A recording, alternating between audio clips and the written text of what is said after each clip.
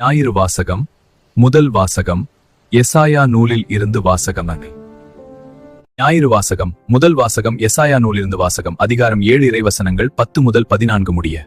ஆண்டவர் ஆகாசுக்கு மீண்டும் தம் திருவாக்கை அருளிச் சொல்லியது. உம் கடவுளாகிய ஆண்டவர் உமக்கு ஓர் அடையாளத்தை அருளுமாறு கேளும். அது கீழே பாதாளத்திலோ மேலே வானத்திலோ தோன்றுமாறு கேட்டுக்கொள்ளும் என்றார். அதற்கு ஆகாசு, நான் கேட்க மாட்டேன், ஆண்டவரை சோதிக்க மாட்டேன் என்றார். அதற்கு எசாயா, தாவீதின் குடும்பத்தாரே, நான் சொல்வதை கேளுங்கள். மனிதரின் பொறுமையை சோதித்து மனம் சலிப்படைய செய்தது போதாதோ, கடவுளின் பொறுமையை கூட சோதிக்க பார்க்கிறீர்களோ?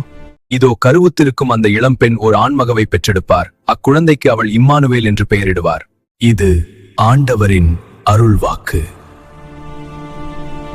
இயேசுவே உமக்கு நன்றி. இரண்டாம் வாசகம்.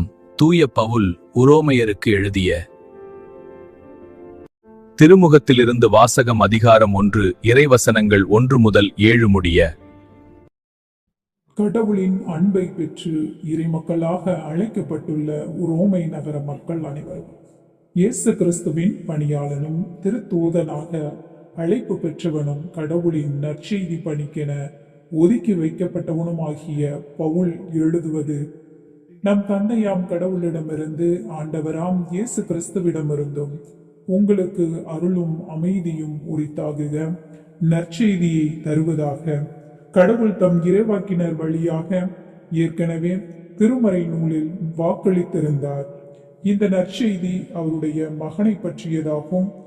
இவர் மனிதர் எனும் முறையில் தாவீதின் வழிமரபினர், தூய ஆவியால் ஆட்கொள்ளப்பட்ட நிலையில் வல்லமையுள்ள இறைமகன்.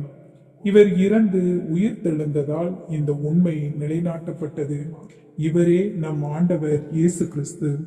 பிற இனத்தார் அனைவரும் இவர் மீது நம்பிக்கை கொண்டு இவருக்கு கீழ்ப்படியுமாறு இவர் பெயர் விளங்க இவர் வழியாகவே நாங்கள் திருத்தூது பணி செய்வதற்குரிய அருளை பெற்றுக்கொண்டோம். பிற இனத்தவராகிய நீங்களும் இயேசு கிறிஸ்துவுக்கு உரியவர்களாய் இருக்க அழைப்பு பெற்றிருக்கிறீர்கள். நம் தந்தையாம் கடவுளிடமிருந்து ஆண்டவராம் இயேசு கிறிஸ்துவிடமிருந்தும் உங்களுக்கு அருளும் அமைதியும் உரித்தாகுக. இது ஆண்டவரின் அருள்வாக்கு.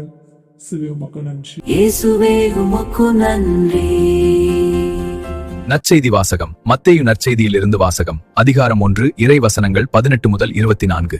இயேசு கிறிஸ்துவின் பிறப்பையொட்டிய நிகழ்ச்சிகள். அவருடைய தாய் மரியாவுக்கும் யோசேப்புக்கும் திருமண ஒப்பந்தம் செய்யப்பட்டிருந்தது. அவர்கள் கூடி வாழும் முன் மரியா கருவுற்றிருந்தது தெரிய வந்தது. அவர் தூய ஆவியால் கருவுற்றிருந்தார். அவர் கணவர் யோசேப்பு நேர்மையாளர். அவர் மரியாவை இகழ்ச்சிக்கு உள்ளாக்க விரும்பாமல் மறைவாக விலக்கிவிட திட்டமிட்டார். அவர் இவ்வாறு சிந்தித்துக் கொண்டிருக்கும் போது ஆண்டவரின் தூதர் அவருக்கு கனவில் தோன்றி, யோசேப்பே, தாவீதின் மகனே, உம் மனைவி மரியாவை ஏற்றுக்கொள்ள அஞ்ச வேண்டாம். ஏனெனில் அவர் கருவுற்றிருப்பது தூய ஆவியால்தான். அவர் ஒரு மகனை பெற்றெடுப்பார். அவருக்கு இயேசு என பெயரிடுவீர். ஏனெனில் அவர் தம் மக்களை அவர்களுடைய பாவங்களிலிருந்து மீட்பார். இதோ கன்னி கருவுற்று ஒரு ஆண்மகவை பெற்றெடுப்பார். அக்குழந்தைக்கு இம்மானுவேல் என பெயரிடுவர் என்று இறைவாக்கினர் வாயிலாக ஆண்டவர் உரைத்தது நிறைவேறவே இவை யாவும் நிகழ்ந்தன. இம்மானுவேல் என்றால் கடவுள் நம்முடன் இருக்கிறார் என்பது பொருள். யோசேப்பு தூக்கத்திலிருந்து விழித்தெழுந்து ஆண்டவரின் தூதர் தமக்கு பணித்தவாறே தம் மனைவியை ஏற்றுக்கொண்டார். இது ஆண்டவரின் அருள்வாக்கு. இயேசுவே உமக்கு நன்றி.